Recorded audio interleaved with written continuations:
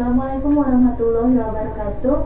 Kali ini adalah pertemuan ke-13 tentang presentasi dan pidato ilmiah.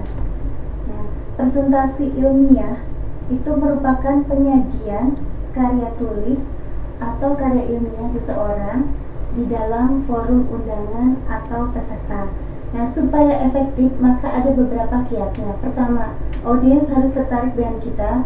Kemudian kita mengarahkan perhatian si audiens atau peserta.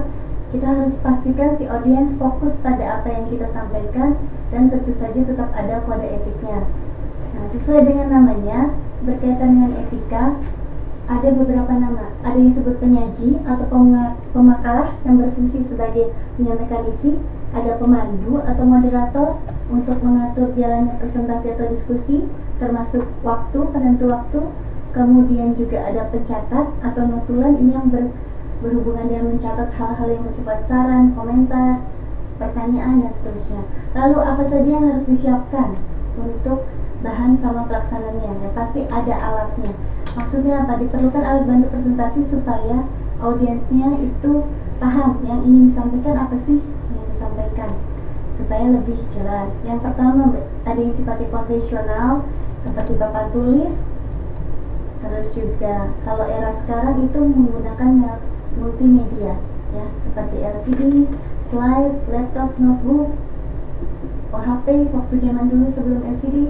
Lalu juga pemanfaatan gadget itu bisa dimanfaatkan semaksimal mungkin. Fungsinya apa? Supaya kerangka berpikir itu bisa tuntas. Lalu juga ada yang namanya bingkai secara PowerPoint, kemudian pilihlah slide-nya, lalu juga cetak bahan untuk penyajiannya. Lalu pelaksanaannya adalah ada beberapa prinsip komunikasi. Bagaimana caranya mengurangi gangguan komunikasi secara antisipasi, yaitu pastikan pencahayaannya cukup, gerakan juga cukup, kemudian hindari gerakan multitafsir yang bisa dipilih. Kemudian juga positif, buat peserta nyaman, rasa berterima, dihormati, dan dihargai. Kemudian juga pertimbangkan budaya peserta, kita juga harus terbuka, tenang terhadap pendapat yang berbeda. Lalu juga maksimalkan efektivitas dalam proses presentasi. Kita juga sebagai penyaji harus memastikan suara kita terdengar oleh semua, kemudian memberikan kesempatan kepada peserta untuk bertanya, mencari klasifikasi, kemudian juga penyaji mendorong peserta untuk aktif dalam presentasi.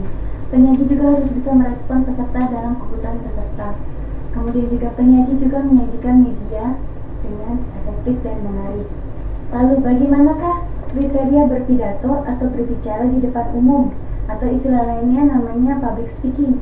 Public speaking ini merupakan komunikasi yang berkesinambungan, di mana ada pesan, ada simbol, bersirkulasi ulang secara terus-menerus antara pembicara dengan pendengar.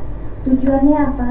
Supaya si pendengar berpikir, berasa, bertindak itu sesuai dengan yang diharapkan oleh pembicara. Berpidato juga merupakan salah satu wujud kemampuan lisan, ya, seperti ekspresi wajah, kontak pandang, sama intonasi. Pidato yang baik itu apa? Pertama, disebut baik yaitu jika pidato sesuai dengan kegiatan yang sedang berlangsung. Yang kedua, mengubah manfaat bagi pendengar. Ya. Yang ketiga, jelas, terus juga benar dan objektif. Yang keempat, yang kelima, bahasa yang dipakai mudah dipahami. Yang keenam, disampaikan dengan santun, rendah hati, dan bersahabat.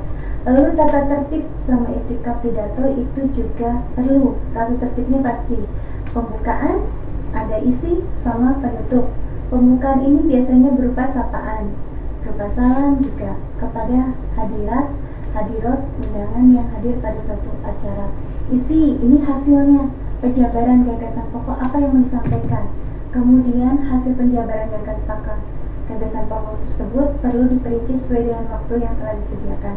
Penutup pidato bisa berisi penyegaran kembali gagasan pokok yang telah dipaparkan dalam isi, harapan, ucapan terima kasih, dan seterusnya.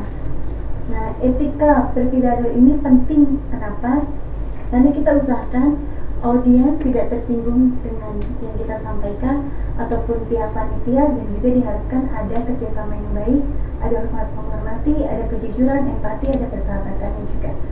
Nah, Setelah menyusun naskah, kemudian berpidato, jangan lupa sebelum berpidato ada yang namanya penulisan sama menyunting naskah pidato. Menulis naskah pidato ini pada hakikatnya adalah menuangkan gagasan ke dalam bentuk bahasa tulis yang siap dilisankan. Perhatikan kosakata, kalimat, paragraf, dan hal-hal lainnya yang berkaitan dengan kemampuan menulis pidato. Kemudian juga harus menentukan situasinya, apakah resmi atau tidak resmi. Seperti itu. Jangan lupa untuk menyunting naskah pidato. Setelah dibuat lalu disunting, yang disunting adalah berkaitan dengan isi, bahasa, sama penalaran. Dicermati kembali apakah sesuai dengan tujuan, apakah sesuai dengan calon pendengar, apakah sesuai dengan kegiatan. Demikianlah penyampaian materi untuk pertemuan ke-13.